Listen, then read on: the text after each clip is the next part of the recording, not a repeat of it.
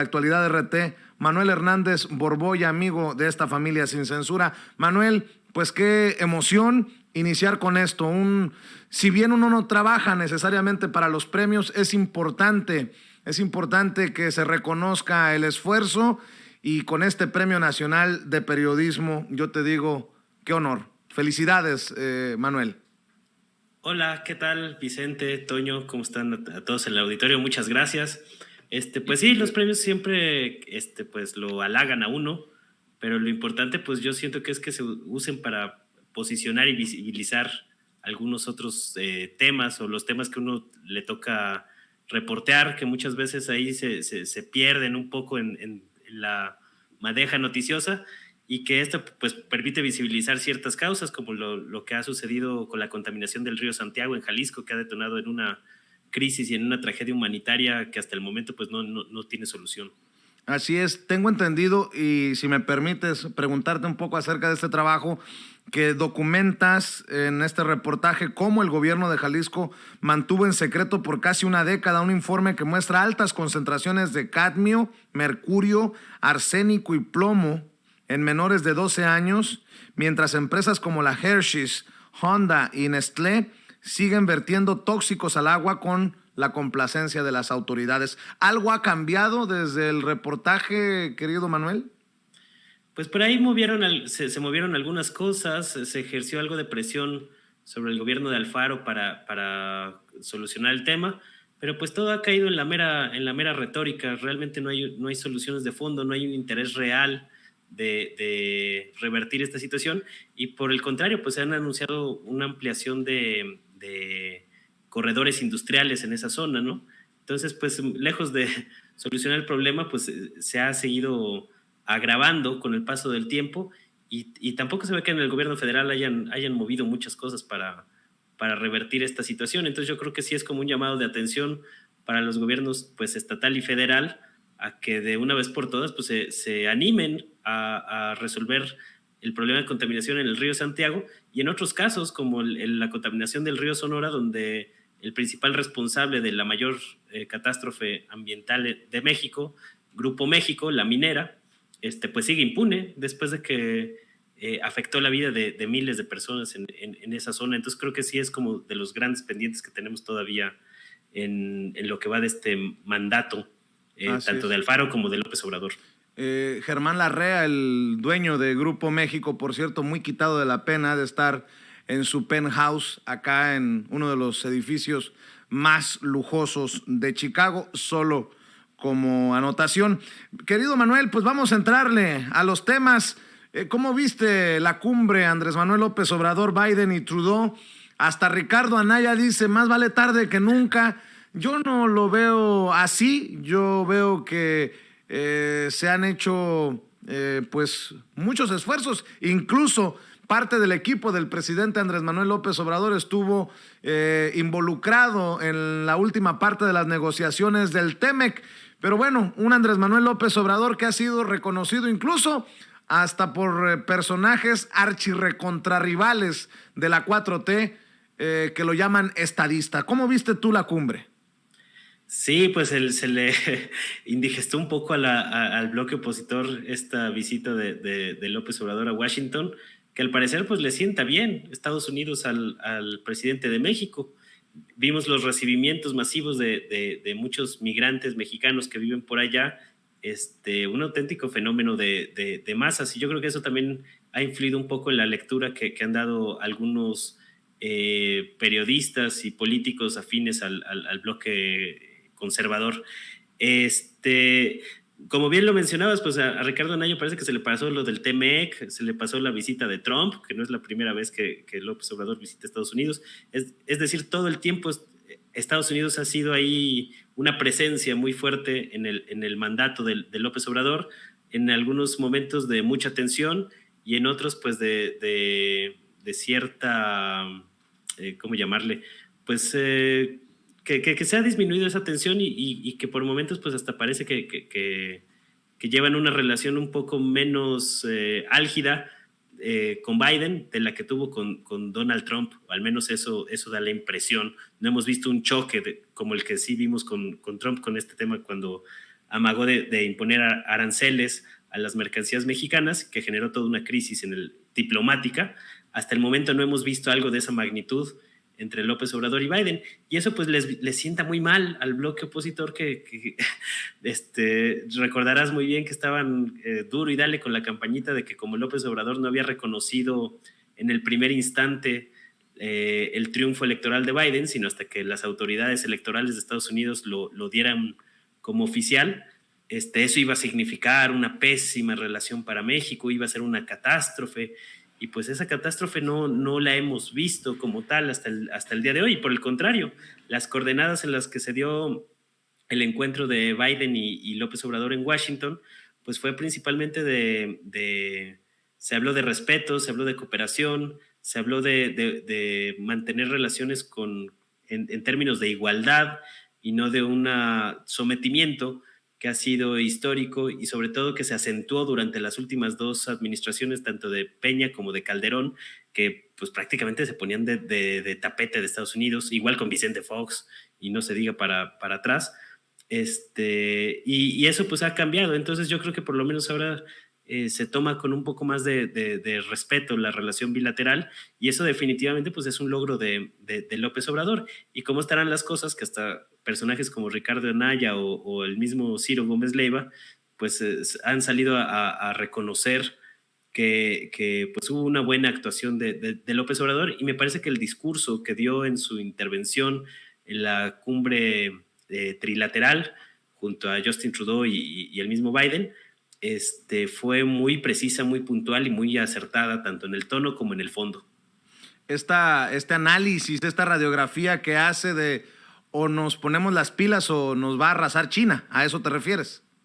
Sí, se me hace muy hábil cómo López Obrador está jugando ese asunto, ¿no? Porque no se ha peleado con China propiamente, pero pues reconoce que a final de cuentas tenemos una frontera en común con Estados Unidos, y por más que el tema China pueda ser usado ahí en temas como la vacuna, en el tema de la CELAC, o sea, a final de cuentas Xi Jinping fue el único mandatario que participó en la cumbre de la CELAC, que era un poco antagónica a los intereses hegemónicas de Estados Unidos en América Latina.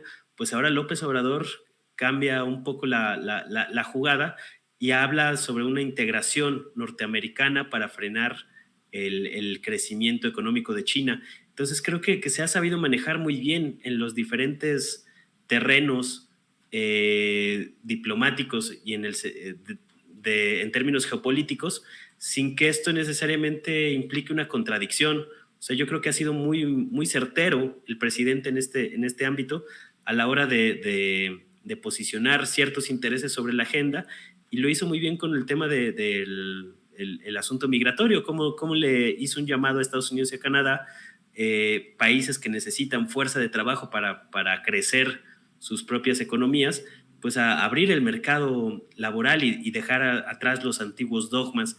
Ese creo que fue un acierto, y pues el término en que habla de que se necesita esta integración entre estos 3 países, pues ayuda más a tener países que estén buscando una cooperación en términos más amigables, digamos, a un sometimiento y un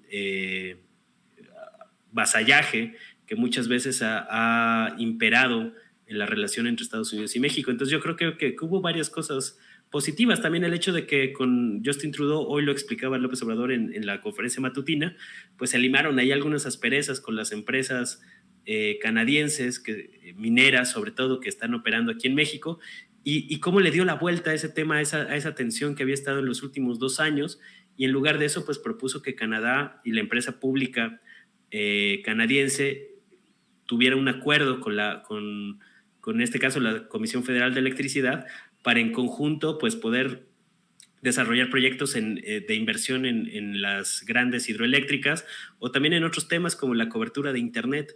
O sea, cómo ha ido posicionando esos pequeños temas o esos temas que no necesariamente están en la gran agenda. Creo que han sido aciertos de López Obrador, que tiene muy claro los términos en que se debe dar la relación bilateral y trilateral con estos 2 grandes países de Norteamérica. Imagínate tú, Estados Unidos que nos ayude con el Internet, y Canadá que nos ayude con las hidroeléctricas. Y más aún, creo que ha sido efectivo Andrés Manuel López Obrador en poner sobre la mesa, en el escenario que resulta una cumbre trilateral en plena Casa Blanca, de ustedes necesitan mano de obra. Estados Unidos y Canadá tienen crisis de mano de obra y nosotros tenemos a los trabajadores. O arreglamos, ordenamos el flujo migratorio, lo regularizamos, o los que van a sufrir las consecuencias son ustedes. Va de la mano del análisis que leí hace unos días en el New York Times, que dice, México ya se dio cuenta, y en Estados Unidos también ya se dieron cuenta, que tiene que haber un relanzamiento de esta relación. Sí, a final de cuentas, pues en el marco de esta cumbre, o más o menos por los días en los que se celebró esta cumbre, también vimos que se anunció por ahí la puesta en marcha del programa Sembrando Oportunidades en Honduras, que es una de las propuestas de López Obrador para tratar de contener la migración desde Centroamérica hacia Estados Unidos. Entonces, no es casualidad que se haya dado ese anuncio justamente cuando se estaba llevando a cabo la cumbre, que a lo mejor pasa un poco de largo en algunos medios mexicanos, pero que pues te habla de que sí está habiendo avances concretos hasta cierta medida. También no hay que ser demasiado optimistas con los alcances de esta cumbre. Yo creo que también en estos asuntos hay mucho rollo de por medio, ¿no? Son cumbres muy, muy rolleras que se prestan mucho al discurso, pero dentro de todo creo que sí hubo algunos avances y algunos puntos importantes ahí para comentar, y que se viene dando después de una serie de pues sí podrían ser puntos a favor de López Obrador en términos de política exterior. Estuvo la cumbre de la CELAC aquí en México, que si bien tampoco acabó en algo sumamente concreto, pues abonó al liderazgo de México en América Latina. Vino la participación de López Obrador en el Consejo de Seguridad de Naciones Unidas, que también hizo un llamado muy puntual que por ahí incomodó a las élites globales porque puso en evidencia pues que se pueden adoptar medidas concretas y relativamente prácticas para transferir riqueza de los más ricos hacia los más pobres en cuestión de unos pocos años a través de transferencias a tarjetas bancarias y demás, ¿no? Entonces, esto abona como a esta nueva faceta de López Obrador jugando en las aguas internacionales. Si bien está cuidando los intereses de México y también expuso muy claramente los alcances y los objetivos de la reforma eléctrica que se está impulsando en México, un poco para aliviar las tensiones y las críticas que han surgido por parte de empresas estadounidenses y canadienses que ven como una amenaza a los intereses de sus empresas energéticas. Creo que lo más relevante es que López Obrador se ha convertido en un actor, no nada más en un ente pasivo que recibía órdenes de Estados Unidos, como había sido en los últimos 3 sexenios de manera muy contundente y clara, sino que pues se ha convertido en un actor relevante en términos de la política americana, tanto en Norteamérica como en el resto de América Latina, y eso se debe en gran parte pues a la legitimidad y a la gran fortaleza que tiene en términos de arrastre popular. Nunca habíamos visto en la historia reciente de México un presidente con tal arrastre, por ejemplo, pues como lo comentábamos, en el recibimiento que tuvo con los paisanos allá, y eso pues de alguna manera yo creo que también se percibe Oye, Manuel, en Estados Unidos y en la Casa Blanca. y eso también lo reportaron TV Azteca, Milenio, Televisa, Univisión, Telemundo, todos estos medios, te lo digo porque nosotros hicimos la cobertura ahí, entre la gente abajo, pero yo no sé si los medios tradicionales pueden decir que hicieron una cobertura puntual sobre esto que estás destacando. Y no es por darnos palmaditas en la espalda, es simplemente decir quién hace la chamba, la talacha y quién no, porque esto es noticia. Como lo está diciendo, el respaldo, el respaldo popular, todo lo que conlleva tener el 60-70% de aprobación. Sí, y digo, si a final de cuentas los grandes medios corporativos no lo cubrieron, pues López Obrador se encargó de hacérselos ver, ¿no? Ahí estuvo publicando en sus cuentas de redes este tipo de recibimiento. Entonces, pues aunque no lo quisieran cubrir pues se vieron un poco forzados por los mismos tweets del presidente, que es bastante hábil en términos de comunicación política y sabe cómo posicionar los temas que a él le interesan, ¿no? Entonces, sí me parece algo también de relevancia, dado pues por los 38 millones de mexicanos o de descendientes de mexicanos que existen en Estados Unidos, que no es un número menor, y que de alguna manera pues Biden también percibe esa fortaleza de López Obrador, no solo en México, sino también en amplios sectores de la población que hoy en día vive en Estados Unidos. No vamos muy lejos. Ahí les va esto que no se ha abordado y que lo vamos nosotros a tomar. Uno de los congresistas que ha tomado como estandarte este plan de Joe Biden, que incluye la regularización, los permisos para muchos migrantes indocumentados, es Chuy García, Jesús Chuy García, del área de Chicago, nacido en Durango. Ojo, nacido en Durango y hoy senador, mi querido Manuel. Sí, pues es que es innegable pues el poder que ha ido adquiriendo la comunidad de mexicanos en Estados Unidos.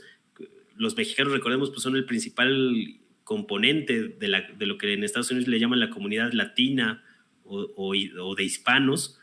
Y pues eso, a final de cuentas, cada vez, conforme va pasando los años por situaciones demográficas, adquiere un peso más relevante en la política estadounidense. Nada más para aclarar, cometí un error. No es senador, es representante, o sea, es algo así como el diputado. Discúlpame, mi querido Manuel. Sí, pero a final de cuentas, pues eso, más allá del cargo como tal, pues hemos visto avances de este sector demográfico en la política estadounidense. Yo creo que no estamos tan lejos tampoco de que por ahí en algún momento pueda surgir un presidente de origen mexicano o un candidato presidencial de origen mexicano en Estados Unidos. A lo mejor todavía van a pasar algunos añitos, pero no estamos tan lejanos de que por ahí algo pudiera suceder. Y esto pues te habla de cómo se están moviendo las aguas en la política estadounidense. Yo me acuerdo cuando yo era chico, pues prácticamente era muy raro ver a un estadounidense hablando español.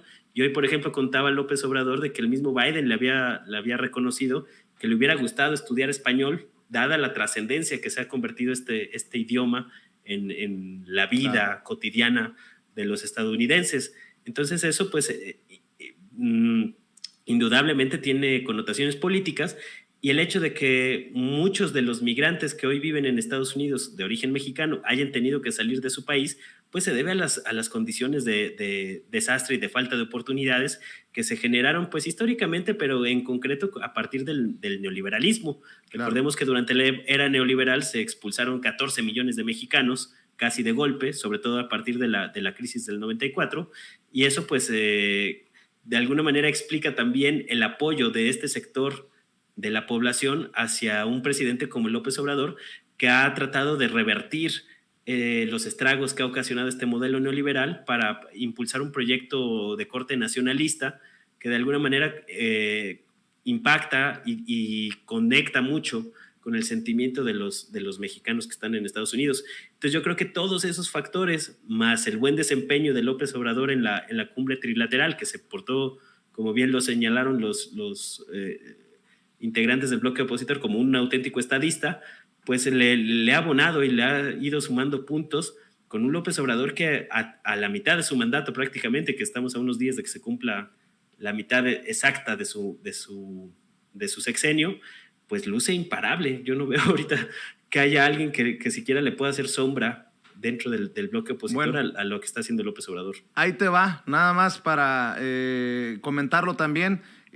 Mitofsky muestra que popularidad de Andrés Manuel López Obrador ha aumentado también en estados gobernados por la oposición. Rumbo a las elecciones intermedias de 2022, la fuerza política de la oposición se ha visto debilitada por las pugnas internas y la falta de acuerdos entre los partidos que conforman la mayor alianza contra Morena, PAN, PRI y PRD. Leo de Reporte Índigo. En ese sentido se destaca que Consulta Mitofsky, esta encuestadora, utiliza el ranking Mitofsky de gobernadores para señalar que fíjate cómo han ocurrido las cosas, que hacia finales de 2020 Andrés Manuel López Obrador contaba con una popularidad del 46.2%, por ejemplo, en Coahuila, en contraste a los 60.2% de Riquelme, del gobernador priista allá en Coahuila. Este es un comparativo que hacen, por ejemplo, entre Andrés Manuel López Obrador y el gobernador Miguel Ángel Riquelme Solís. A octubre de 2021, el presidente de la República cuenta con el 70.7% de aprobación, superando al gobernador priista, uno de los 4 gobernadores que le quedan al PRI en México. Y esto no es poca cosa, rumbo al 2022, que se vienen elecciones a varias gubernaturas, Manuel. No, y con una pandemia en medio, ¿no? Porque se dice fácil, pero pues recordemos que la pandemia tiró presidentes, empezando por Donald Trump. Si no hubiera habido la pandemia, muy posiblemente Trump se hubiera podido reelegir como presidente durante un mandato más, pero en el caso de López Obrador, pues sí es de llamar la atención cómo, a pesar de todas estas obstáculos y contrariedades, los niveles de popularidad están bastante altos a mitad de su mandato, y que posiblemente pueda todavía crecer un poquito más. Yo todavía no estoy seguro que haya alcanzado su techo de aceptación.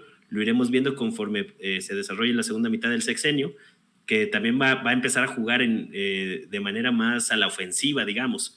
Los primeros 3 años fueron como para asentar los programas sociales, que era la prioridad de su mandato, porque él sabía que eso iba a ser lo que le iba a permitir contener la ofensiva mediática, la ofensiva del capital financiero transnacional, y otras presiones externas, y las ha sabido sortear bastante bien. Digo, a lo mejor se han cometido algunos errores a lo largo del sexenio, pues esto es inevitable, también creo yo, pero dentro de todo, pues les ha ganado casi cada partida al bloque opositor. Recordarás que hace no mucho celebraban en la oposición que supuestamente se asumían como ganadores de las elecciones intermedias. Pues unos pocos meses después no se ve para nada que esto haya significado un triunfo contundente de la oposición, y por el contrario, cada vez se ven más debilitados porque les gana prácticamente todas las narrativas, y lo estamos viendo con el caso, por ejemplo, de Ricardo Anaya, que nomás no levanta, por más que hace ahí esfuerzos por mantenerse y por tratar ahí de sobrevivir políticamente vía remota, a la distancia, más allá de las pifias o grandes pendientes que tiene el gobierno de López Obrador, por ejemplo, en la Fiscalía General de la República, donde creo que todavía ahí hay un gran agujero que todavía no se ha subsanado. Sorprendentemente esos huecos no le pegan directamente a la popularidad de López Obrador, lo cual te habla pues del arrastre popular que tiene, con todos los medios corporativos en contra, o la gran mayoría de los medios corporativos en contra.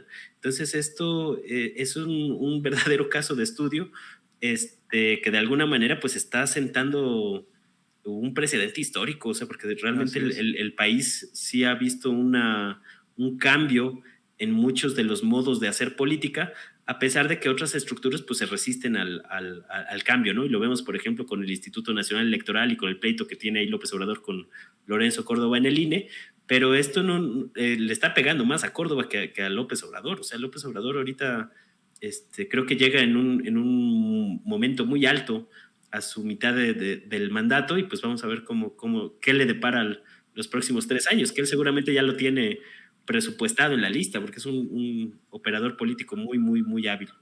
Andrés Manuel López Obrador va que vuela para el 70, si no es que más, por ciento de aprobación a nivel nacional, y en la oposición apenas atinan a entrevistarse entre ellos. No sé si viste la entrevista que le hace, bueno, o la inserción pagada, no sé ni cómo llamarle, a este segmento con Claudio X González, Carlos Loret de Mola en Latinus, y hace declaraciones no sé, para el pitorreo. Claudio X González, ¿de izquierda? ¿Demócrata? Dices tú, ay, se me hace que voy a regresar a la universidad porque ya me perdí entre mis conceptos, querido Manuel Hernández Borboya. Sí, yo apenas vi el clip, no vi toda la entrevista diagonal inserción pagada completa, Pero sí me llamó mucho la atención pues, los términos en los que lo plantea Claudio X González, ¿no? Que él se asume como un personaje de centro, más recorrido hacia la izquierda que hacia la derecha. Esas fueron sus palabras, y hasta Loret de Mola se sorprende y le dice, oye, pero se va a burlar López Obrador de esto que estás diciendo. Y le faltó agregar que no solo López Obrador, sino que varios pues, nos íbamos a burlar de esta declaración. O sea, ¿cómo te viene a decir el principal operador político de las élites empresariales, que son, pues ya sabemos, históricamente clasistas, racistas, por todo un pasado colonial de 500 años, y ahora de la noche a la mañana viene a decirnos que es un personaje de izquierda? O sea, es completamente el mundo al revés. O sea, ¿cómo es posible que el principal líder de la derecha mexicana, de la derecha partidista, que conformó el bloque opositor de la derecha, PRI, PAN, PRD, venga ahora a decirnos que está más recorrido hacia la izquierda? Lo que pasa es que a muchos conservadores les da penita reconocer pues que son de derecha, ¿no? No, pues hace más cool verse de izquierda. Ahora muchos de la oposición que precisamente siguen la línea de el señor X reclaman el discurso neoliberal de Andrés Manuel López Obrador en la Casa Blanca. Dices, como bien dices, el mundo al revés, me tiro por la ventana. Sí, es que esta falta de claridad en conceptos básicos de ciencia política es parte pues la debacle tan pronunciada que tiene el bloque opositor en México. O sea, el hecho de que no manejen conceptos tan elementales habla de cómo tienen completamente perdida la brújula en términos políticos, ¿no? O sea, que personajes como Claudio X nos venga a decir que es de centroizquierda, pues bueno, para botarse de la risa. Hoy veía otra declaración de ahí de Pedro Ferriz, hijo, que estaba reclamando que López Obrador estaba militarizando el ejército. Dices, o sea, no necesitas comediantes con este nivel de teóricos de la política mexicana, ¿no? Que nos han dado para reírnos mucho. El mega izquierdista Chumel Torres, o sea, hay de dónde echar mano en todos estos personajes, que precisamente por esa falta o esa frivolidad que les caracteriza en la crítica, pues no han sido capaces de construir un discurso más o menos coherente que les permita por lo menos hacerle frente o hacerle sombra a López Obrador. O sea, esta frivolidad de los políticos de derecha que se construyó a lo largo del periodo neoliberal, hoy les está pasando factura, porque esta carencia de liderazgos que tiene la derecha mexicana se debe precisamente pues, a ese vacío. Muchos durante el periodo neoliberal, mucho de las elecciones se ganaba a través de marketing político y no necesariamente a través de una preparación en términos históricos, jurídicos, políticos, que era una característica que sí tenían los viejos priistas, ¿no? Que se les podía reclamar de autoritarios y de otras cosas, pero que sí tenían una formación intelectual más sólida. Eso se fue degradando mucho durante el neoliberalismo y por eso vemos hoy estos liderazgos verdaderamente decadentes entre la oposición mexicana, que yo creo que les va a tomar un tiempo aglutinarse, porque se han dedicado en términos futboleros, pues a dar patadas contra el equipo de la Cuarta Transformación, pero no se han dedicado o no se han preocupado por construir juego, por adueñarse de la pelota, por jugar a la ofensiva. Entonces pues, nada más se están dedicando a dar patadas, a tratar de contener la goleada, que es lo que hemos estado viendo en los últimos años, y no se ve que haya por ahí un manotazo, un cambio de entrenador, algo que les permita rearticularse. Entonces, pues no les queda más que dar patadas, y es lo que hemos estado viendo los últimos 3 años. Debo ofrecer disculpas al flamante ganador del Premio Nacional de Periodismo, Manuel Hernández Borboya, no por desconfiar, pero dije yo, cabrón, ¿a poco Pedro Ferriz Híjar sí puso esto? Acabo de encontrar el tuit y dices tú, ¿no les dará vergüenza? El presidente López Obrador no solo militarizó al ejército, cabrón. Al darle tanto dinero los corrompió, los compró al grado que el general secretario se atreve a invitar a la población a afiliarse a su partido. ¡No! Esto es mentira. El general secretario de la Defensa Nacional pidió sumarse a la transformación de México, no afiliarse a Morena. Ferriz está como Foro TV, con mucho respeto. Pero si no lo mencionamos aquí, ¿qué? Fue localizado el cadáver de una persona sin vida, con huellas de violencia en la colonia Santa Cata. ¿Cómo? O sea, fue localizado el cadáver de una persona sin vida. Mi querido Manuel. Es que ya no saben ni lo que dicen, o sea, tanto traen la cataleta de la militarización que ya no saben ni qué están diciendo. O sea, es una cosa verdaderamente. O sea, si no lo hubiéramos en la realidad, pues parecería broma, ¿no? Parecería un programa de comedia, un programa de sátira, de parodia, pero pues es la realidad de la derecha mexicana y del bloque opositor, que esos son como pues, los voceros o los personajes que lo más hilarante pues es que todavía hay un pequeño sector que todavía les hace caso a estos personajes, ¿no? A estos analistas sesudos que opinan desde la comodidad de la oficina. Y así como podría ser Ferriz de Con, pues yo le he leído muchos comentarios a muchos otros columnistas de la gran prensa corporativa mexicana, ¿no? Entonces no andamos no andan muy lejos de estos chistes como los de Claudio X González o los de Ferriz de Con. Muy bien, pues te mando un abrazo, Manuel. Felicidades nuevamente por el Premio Nacional de Periodismo, por este reportaje que haces del Río Santiago allá en Jalisco. ¿Por qué no cerramos invitando a la gente para que te siga en redes sociales? Veo que anda brava la gente, pueden no estar de acuerdo en muchos comentarios que hagas, pero siempre aquí las puertas en Sin Censura para todos. Aquí cabemos todos, querido Manuel. Muchísimas gracias. Sí, pues a veces mis comentarios, como a veces hago algunas críticas a la Cuarta Transformación, también tengo discusiones con gente de todos los bandos, pero bueno, yo trato de ser lo más puntual y certero en mi forma de interpretar las cosas, ¿no? Pueden, a quien le guste esta manera de ver la política mexicana, puede ahí seguirme la pista en redes sociales. Estoy en YouTube como Manuel Hernández Borbolla, mi nombre completo. Igual en Facebook, Manuel Hernández Borbolla, periodista. Y en Twitter, ahí en el gran coliseo de la política mexicana, como @Manuel H. Borbolla. Ahí estamos de tiempo completo dando la batalla. Bueno, pues te mando un abrazo y muchas gracias por compartirnos tus opiniones aquí en Sin Censura. Cuídate, Manuel.